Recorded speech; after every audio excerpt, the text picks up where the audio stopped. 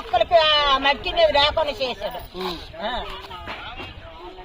అయితే అందరూ సామాన్యమే. మీకు నాయన గారు గెలుస్తారు, మీకు ఇల్లు నేనే రాసేది రేటు నడిపిస్తాను.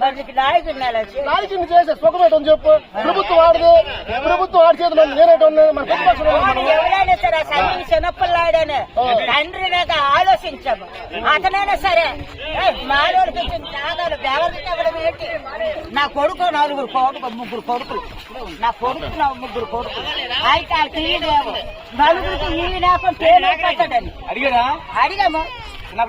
చిన్నపిల్లాడి గారు మాట్లాడారు, వచ్చాడంటే 5 నిమిషాలు నిలబడ్డ బాగా. ఏమే భయమా?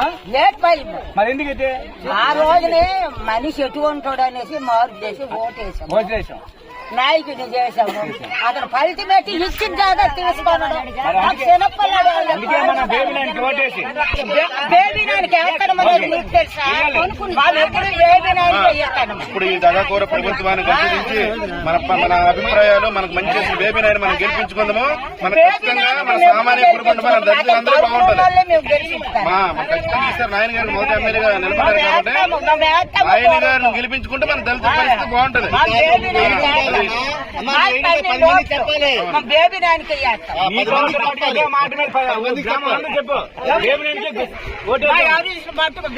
సైకిల్ మన ఓటు